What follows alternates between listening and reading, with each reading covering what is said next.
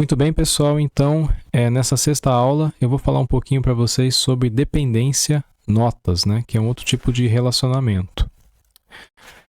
Bom, pessoal, na literatura, né? Assim, na UML, nos livros que a gente vê, ou até mesmo nas documentações, no caso do diagrama de classes, né? Quando a gente vê uma seta pontilhada, né? Com uma linha tracejada, ligando uma classe a outra, isso vai representar uma dependência ou também uma associação.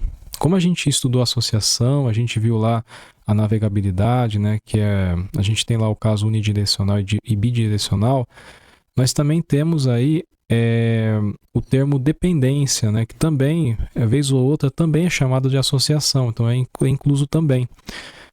Certo? Então eu vou mostrar para vocês aí um gráfico, aliás, um diagrama para vocês entenderem, tá bom? Mas o que acontece é o seguinte, né? Uma dependência, ela indica que uma classe ela depende de outra, né?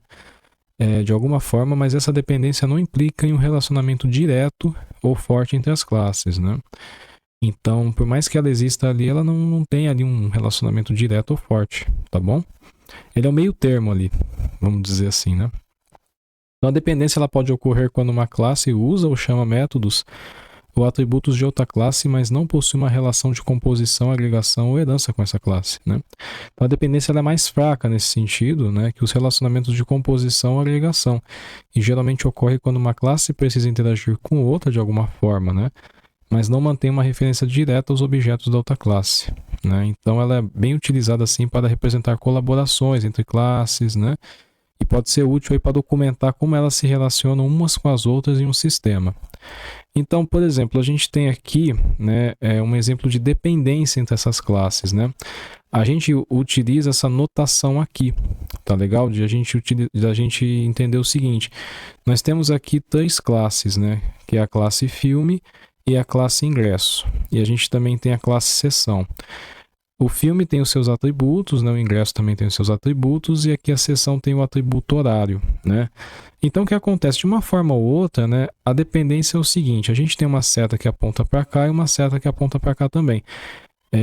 E a gente tem aqui a multiplicidade, né, que um filme pode conter, pode não ter ingresso, pode ter muitos ingressos, né? Então, perceba que a sessão é uma classe fraca, né? Ela não é uma classe que depende, assim, né,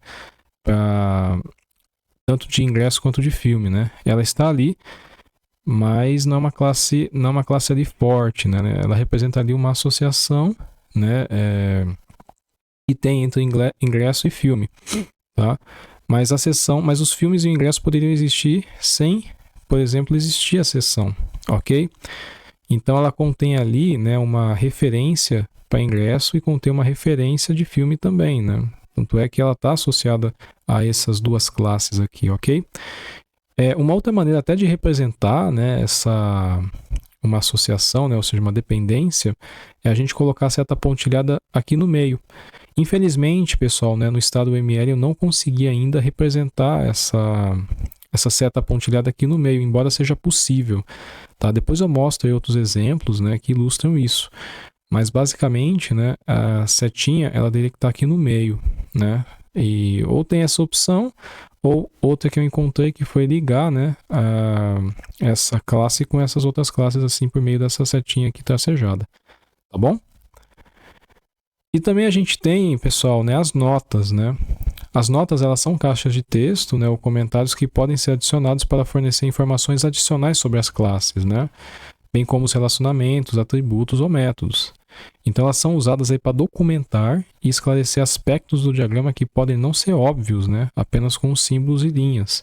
Então a gente precisa de algo a mais, a gente precisa de caixas de texto que possam ter ali informações importantes, né? Então elas são representadas como caixas de texto retangulares, conectadas a um elemento do diagrama, como uma classe, relacionamento, atributo, método, por uma linha tracejada com uma seta, né? Então o conteúdo da nota ela é colocado dentro dessa caixa de texto, né? Como por exemplo, aqui a gente tem, vamos imaginar que a gente mantém, né, o que a gente já viu, só que aqui nós temos duas notas, né?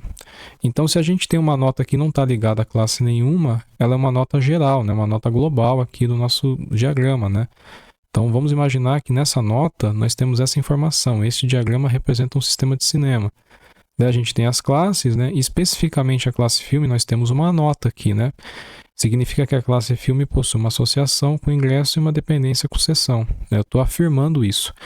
Olha, pessoal, isso aqui é uma prática muito, mas muito importante mesmo. Sabe por quê? Porque na hora que você estiver numa empresa, né? Que vocês estiverem lá, vocês podem receber informações que podem auxiliar a entender melhor um diagrama de classe, né? Ou qual tipo de diagrama, ou quais conteúdos que esses diagramas vão ter. Lembrando que as notas, elas são usadas para todos os diagramas, né? Praticamente. Então, é uma maneira de você expor o que você está querendo dizer ali. É como se a gente estivesse programando, a gente quisesse colocar comentários, né? Os comentários ajudam a vida dos desenvolvedores, assim como as notas ajudam na vida de um engenheiro de software, na hora que ele está elaborando o diagrama. Então, uma prática muito interessante aí nesse universo.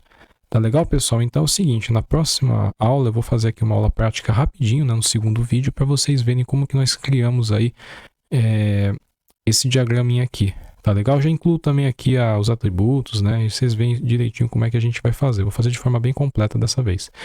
Um forte abraço e até lá.